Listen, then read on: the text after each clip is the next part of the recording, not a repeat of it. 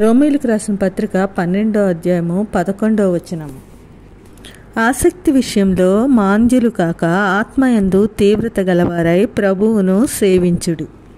ఇక్కడ ఆసక్తి అంటే శ్రద్ధ కలిగి ఉండడము. ఉదాసీనత అస్సలు పనికిరాదు.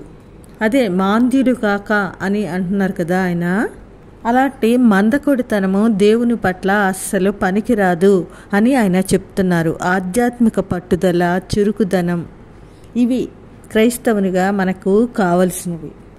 అపోస్తుల కార్యములు 20వ అధ్యాయం 19లో పౌలు గారు తనకు కలిగిన శోధనల గురించి చెబుతూ 21లో దేవుని ఎదుట మారు మనసు పొంది మన ప్రభు అయిన యేసుక్రీస్తునందు విశ్వాసం ఉంచాలని యూదులకు గ్రీసు దేశస్థులకు ఎలాగ సాక్ష్యం ఇచ్చినానో ఇదంతా మీకు తెలుస్తుంది.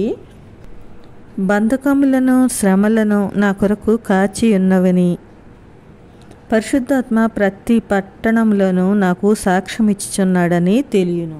ఈ విధంగా పౌలుకు కలిగిన ప్రతి శ్రమలో, ఎంత క్లిష్ట పరిస్థితుల్లో అయినా ప్రభువును సేవించడం ఆయన మానలేదు. దేవుని సువార్తను చెప్పడం ఆయన మానలేదు. దేనికి ఆయన బెదిరిపోలేదు. దేవుని విషయంలో మన యొక్క ఆసక్తి కూడా ఆ విధంగా ఉండాలి అన్నది మనం దీని ద్వారా నేర్చుకోవచ్చు. అలాగే యెషయా గ్రంథం 42:13లో యెహోవా సూర్యుని వలె బయలుదేరును, యోధుని వలె ఆయన తన ఆసక్తి రేపుకొనెను.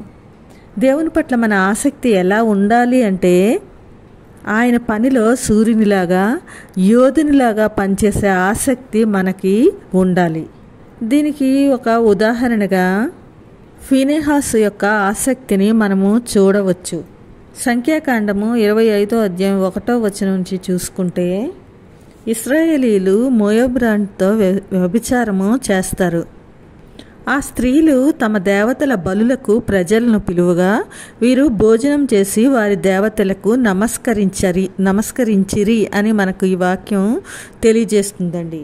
ఆ సమయంలోనే ఇశ్రాయేలీలో ఒక మోయాబు స్త్రీని తన గుడారంలోనికి కూడా తెచ్చుకుంటాడు. ఈ విధంగా ఇశ్రాయేలీలు బయల్పెయోరుతో కలుసుకున్నందున వారి మీద యెహోవా కోపము రగులుకుంటుంది. అప్పుడు దేవుడు మోషేతో అంటాడు, నీవు ఈ ప్రజల అధిపతులందరినీ తోడుకొని యెహోవా సన్నిధిని సూర్యునికి ఎదురుగా వారిని ఉరితీయు, అప్పుడు యెహోవా కోపాగ్ని ఇశ్రాయేలీల మీద నుండి తొలగిపోవునని చెప్తారు. ఆ సమయంలోనే ప్రజలందరూ ఏడుస్తూ ఉంటారు. అప్పుడు ఇశ్రాయేలీలో ఒకడు తన సహోదరుల యొద్దకు ఒక మిద్యాను స్త్రీని తోడుకొని వస్తాడు. దాంతో యాజకుడైన అహరోను మనవడు ఎలియాజరు కుమారుడైన ఫీనెహాసు అది చూసి సమాజం నుండి లేచి ఈటెను చేత పట్టుకొని పడకచోటికి ఆ ఇశ్రాయేలీని వెంబడి వెళ్ళి ఆ ఇద్దరిని అనగా ఇశ్రాయేలీని ఆ స్త్రీని కడుపులో గుండా దూసుకొని పోవునట్లు పొడిచెను. అప్పుడు ఇశ్రాయేలీల నుండి తెగులు నిలిచిపోతుంది. అప్పుడు యెహోవా మోషేకు ఇలా ఆజ్ఞ ఇస్తారు, యాజకుడైన అహరోను మనవడు ఎలియాజరు కుమారుడైన ఫీనెహాసు వారి మధ్యను నేను ఓర్వలేని దాన్ని తాను ఓర్వలేకపోవటం వలన ఇశ్రాయేలీల మీద నుండి నా కోపము మళ్లించెను. గనుక నేను ఓర్వలేకయుండియు ఇశ్రాయేలీలను నశింపచేయలేదు. కాబట్టి నీవు అతనితో ఇట్లనుము, అతనితో నేను నా సమాధాన నిబంధనను చేయుచున్నాను. అది నిత్యమైన యాజక నిబంధనగా అతనికి అతని సంతానమునకు కలిగియుండును. ఎందుకంటే అతడు తన దేవుని విషయమందు ఆసక్తి గలవాడై ఇశ్రాయేలీల నిమిత్తము ప్రాయశ్చిత్తము చేసెను. చూడండి, ఇక్కడ ఆసక్తి ఎలా ఉంది అంటే దేవుడు ఏదైతే ఓర్వలేకపోయాడో అదే ఫీనెహాసు కూడా ఓర్వలేకపోయాడు.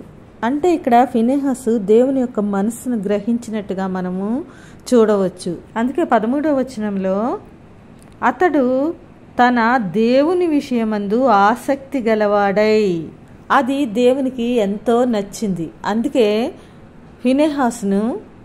ఫీనెహాసుతో సమాధాన నిబంధనను చేస్తున్నారు. అది నిత్యమైన యాజక నిబంధన అతనికి అతని సంతానానికి కలిగి ఉంటుంది. చూసారా ఎంత ఆశీర్వాదం పొందుకున్నాడో ఫీనెహాసు. దేవునికి ఏదైతే ఇష్టం లేదో అతనికి కూడా అదే ఇష్టం లేదు. అలాగని ఊరుకోలేదు. అక్కడ జరిగిన ఆ సంఘటనను ఖండించాడు. ఇది ఫీనెహాసు యొక్క ఆసక్తి. ఇలాంటి ఆసక్తి దేవుడు మనలో కూడా కావాలని కోరుకుంటున్నారు.